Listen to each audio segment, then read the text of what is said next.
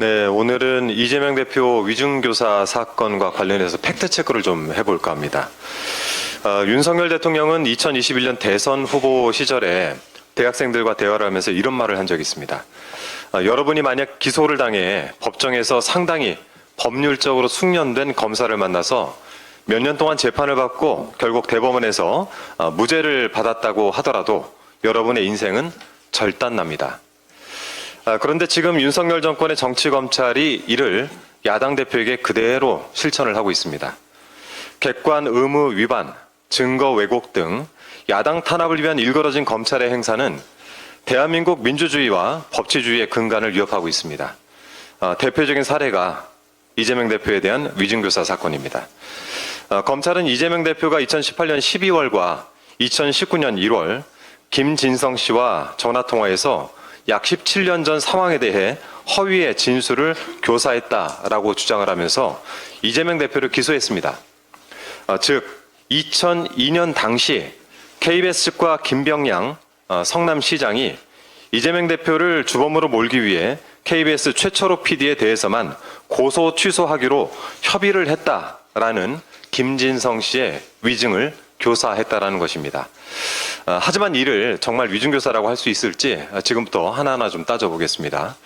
우선 이재명 대표는 통화 당시 위증을 교사하지 않았습니다.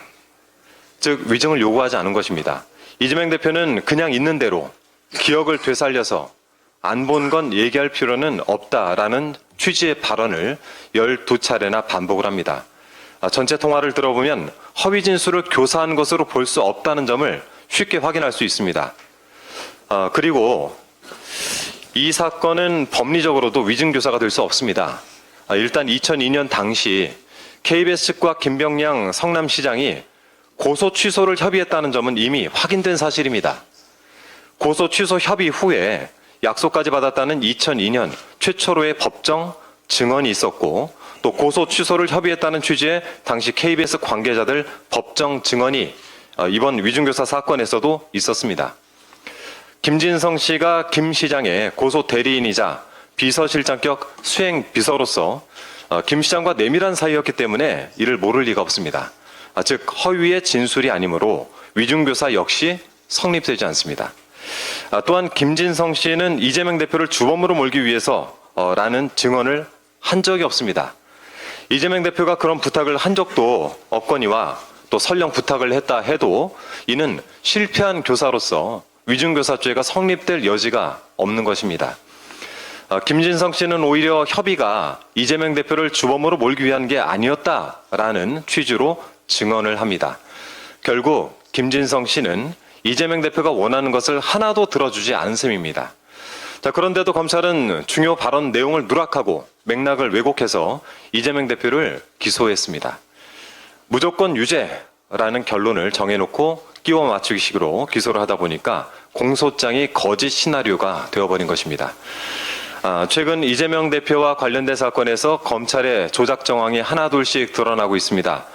연어회 술파티 및 허위 진술 세미나의 존재를 짐작하게 한 쌍방울 법인카드 결제 내역, 김용 전 민주연구원 부원장의 무죄 가능성을 확실하게 보여준 구글 타임라인 감정 결과까지 현재 검찰의 모습을 보면 비밀이나 잘못한 일이 드러날까봐 두려워서 벌벌 떤다라는 사자성어로 장두노미라는 표현이 있는데 이것이 딱 들어맞는 표현이 아닌가 싶습니다.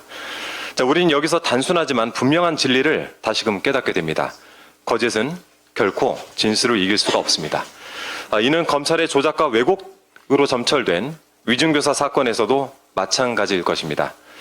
오는 25일 법원의 공정하고 올바른 판단을 기대하겠습니다. 이상입니다.